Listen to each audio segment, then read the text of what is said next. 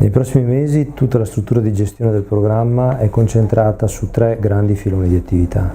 Il primo riguarda l'istruttoria finalizzata alle graduatorie e alla selezione dei progetti presentati e delle domande presentate sul bando all'inizio del 2017.